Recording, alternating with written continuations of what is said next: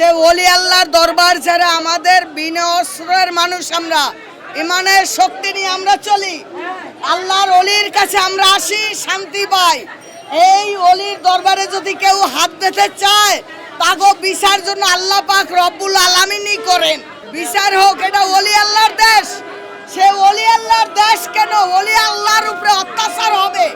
এখানে শিরক করে কিভাবে? মানুষ মাজার আছে কখন জানেন? আমি যখন নিজে আল্লাহকে ঘরে বসে ডাকে দেখতেছি যে আমার আল্লাহ আমার কথা শুনতেছে না, তখন আমি চাই কার কাছে? জানেন, থামেন, যে আল্লাহ তোমার কে নিকটে আছে, তুমি তার কথা শুনবা। আমি তো তার কাছে গিয়ে বলি, আপনি কি আপনার ভাইয়ের কাছে গিয়ে বলেন না দুঃখ কষ্টের কথা? অনলি ফর দ্যাট রিজন মানুষ মাজারে আসে। অস্বীকার করতে পারবেন এখানে কোনো শিরক নাই, কিন্তু কেউ যদি বলে যে এখানে অনৈতিক কর্মকাণ্ড হয়, সেটার ব্যবস্থা নেওয়া হোক, কিন্তু মাজার ভাঙতে চাইলে কিন্তু ভাই চুপ থাকবো না। আমার এক কথা, আপনি আমি আল্লাহ সেই পর্যায়ে যেতে পারছি? বলেন, আপনি আপনার পলিটিক্স করেন, কোনো সমস্যা নাই। মাজার কি করছে? আমি মসজিদ ভাঙতে বলবো না, আমি মন্দির ভাঙতে বলবো না, আমি গির্জা প্যারাগোড়া ভাঙতে বলবো না। আমার মাজার যদি আমার আউলিয়ার মাজারদের ভাঙতে আসলে কিন্তু খবর আছে। যদি ভাঙতে আসে ভাই, আজকে বুক পেতে নিজেরা দাঁড়ান মাজার রক্ষার্থে। বদরের যুদ্ধে 313 জন সাহাবীরা 1000 জনের বিরুদ্ধে যুদ্ধ করেছে।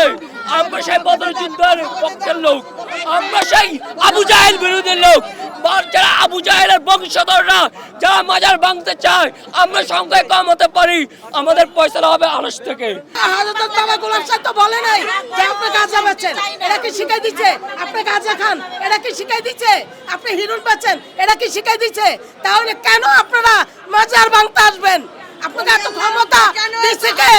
এত আমার বাবা গোলাম শাহর উপরে 360 টনের উপরে কেন হামলা দিতেছেন আপনারা? আপনারা কোনাইগার মোল্লা, আপনারা কোনাইগার ইসলাম, আপনারা আসেন, আমরা দেখতে চাই। চ্যালেঞ্জ করলাম। আজকে আমাদের মাঝে নামায় আনছেন আমাদের আকাবেররা, আমাদের মুর্শিদ কেবলা জীবনে আমাদের অস্ত্র হাতে নিতে শিখাই নেই। তবে মনে রাখেন, শাহজালাল বাবা কিন্তু গরগোবিন্দের বিরুদ্ধে যুদ্ধ করছিল। শাহজালাল বাবার সেই হাতিয়ারকে আবার গর্জে উঠায়েন না, চাইলে বাঁচতে পারবেন না। কিন্তু মরার ভয় আমাদের দেখায়েন না। ময়রা তো ওই দিনই গেছে যেদিন পীরের হাতে হাত দিয়েছে।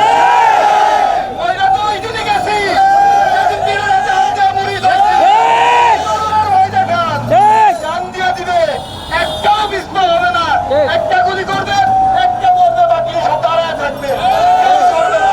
কি নিয়ে আসবেন আসেন, দেখে নিব আমরা। আমার একটা দাবি, বিভিন্ন ওলি আল্লাহর দরবারে তারা কি শিক্ষা দেয় আপনারা একটু নিয়ে দেখেন, বিষয়টা টাকা নিয়ে দেখেন। তারা কোনোদিন কখনো কারো ক্ষতি কামনা চায় না। আপনাদের কাছে আমার একটাই দাবি, যারা এই ওলি আল্লাহর বিপক্ষে কাজগুলা করতেছে,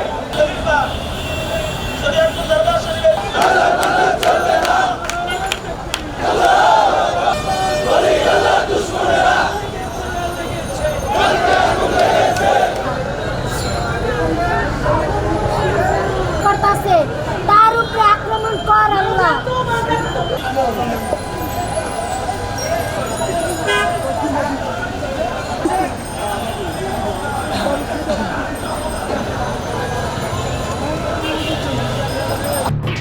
এলো খবরের কাগজ, নিখাদ, নির্ভীক, নিরপেক্ষ।